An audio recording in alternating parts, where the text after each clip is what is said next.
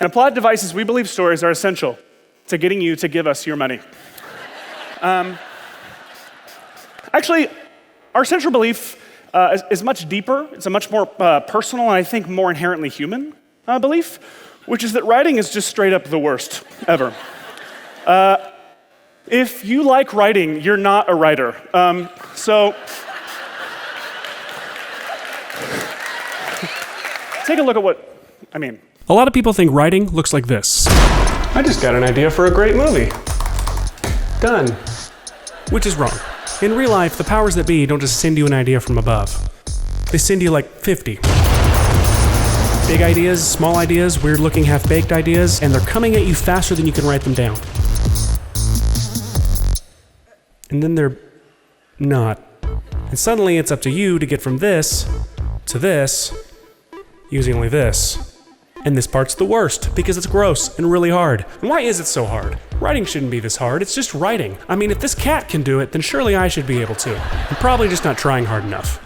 I should try harder. Or maybe I need to Instagram a picture of my coffee next to my laptop with a caption about the beauty of the blank page, hashtag writer's life, hashtag blessed. So this is what the universe gives us. We all in here have a basic understanding of the general Joseph Campbell story structure. Just in case you're not familiar, it's super simple. This guy, Joseph Campbell, he published a book in 1949 called The Hero with a Thousand Faces, in which he presented his theory of the monomyth, which is the ultimate narrative archetype, a singular story upon which all narratives across all world mythologies, past, present, and future, are based. Now, he summarized it like this. A hero ventures forth from the world of common day into a region of supernatural wonder. Fabulous forces are there encountered, and a decisive victory is won. The hero comes back from this mysterious adventure with the power to bestow boons on his fellow man. Hashtag monomyth, hashtag bestow boons. Those are his words. He broke all of our mythic narratives into 3 acts, calling them departure, initiation, and return. Now, those acts all actually break down into 17 substages that read like the track listing of a metal album, a Metallica album. But essentially, Campbell proposed that every good story since the dawn of time has had a variation of this structure. It was a pattern he found across centuries of storytelling that we, humanity, subconsciously decided was what a good story sounded like. We all know what feels like a beginning, what feels like a middle, and what feels like an end. It is apparently burned into us as humans. That means we have at least a vague idea of where a lot of these disconnected ideas could go. So we drop them where we think we go. And we have these pesky gaps. So what goes there? We could ask Joseph Campbell, where do they go? Okay, well, he wrote it down. So here's the thing. If I just inject something into my story based on what Joseph Campbell tells me should go there, I'm not working from story then, I'm working from structure. And what's wrong with that? Well, imagine having a kid. And imagine you tell this kid, child, I have mapped out a beautiful life for you. Using advanced science, I have chosen a handful of quality friends, interests, and tastes to fit the personality that I have decided you possess. I've selected a top university where you will study the field I have chosen for you, so you will be prepared for the career I have chosen for you. You, your spouse, and your predetermined number of children will thrive, and you will die in your sleep of natural causes at the age of 102. You're welcome. Yes, that's bullshit. That kid's gonna do whatever it wants. And not only that, it's probably gonna do the exact opposite of what you just told it to do, because that's what kids do. They live their own lives. Because parenting isn't about controlling, it's about nurturing. How do you nurture a story? Here's a picture of me and J.J. Abrams. I'm right there.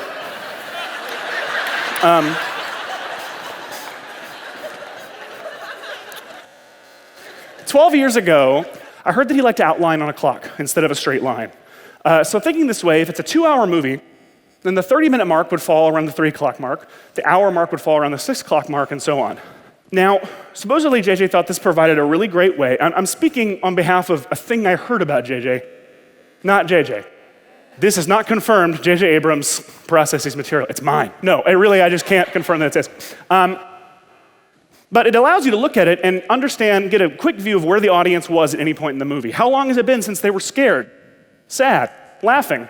I like this, but I'm kind of crazy, so I wanted to take it further. I wanted to see what existing movies looked like when mapped out like this. So I started with one of the greats, Raiders of the Lost Ark, perfect movie. I sat down and I watched it, and I wrote down, whenever anything important happened, I wrote down the time code and a description of what happened, what the story beat was. Then, using mathematics, I converted that onto a clock and laid it out like this. And I was pretty proud of myself.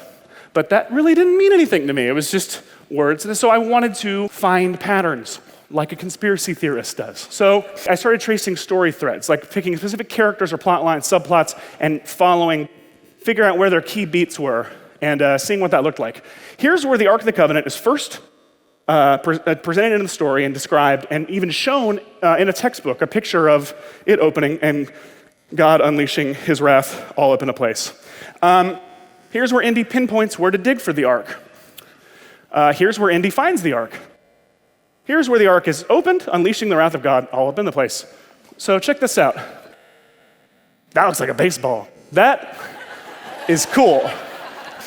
This was really cool. I dug deeper and I found that the major story threads of Raiders of the Lost Ark, mapped out on a clock, looked like this. It had order, it had balance, it had symmetry. This does not mean that Lawrence Kasdan story clocked Raiders of the Lost Ark when he wrote it. It doesn't mean that he outlined it in the form of a clock. What it means is the great storytelling has a rhythm and rhyme to it. So then I thought, how can I use this to my advantage? I can totally reverse engineer this, taking my raw ideas and using my natural instincts for where some of these ideas should probably go based on my understanding of Joseph Campbellian, monomythian, all of the smart-sounding things. I lay them out on a clock. First thing I do, I locate my gaps, and then using symmetry, I fill those gaps. I look on the opposite sides of the clock. Is there anything happening up here that I can build on or pay off? Anything happening over here that I could be setting up or foreshadowing? Then I repeat that process until I have an outline. And this is a very simple and effective exercise to fill the gaps in my story with relevant and meaningful material that's born from the ideas I already had. You still have to write it. But now, you have a plan for what to write, a plan that was determined by you, by your ideas, and not by Joseph Campbell. Although this isn't meant to replace him, or Save the Cat, or Dan Harmon's misleadingly similar because it is also Circular Story Circle. These are all frameworks. They're frameworks that work perfectly inside the story clock workflow. We knew that when we designed our notebooks. That's why we included a paraphrased version of the hero's journey on the inside covers of our story clock products, along with a bunch of other nerdy storytelling resources. With the Story Clock Workbook, you can break open your story ideas, get your hands dirty, mining your ideas, resources, and inspiration for every last ounce of potential.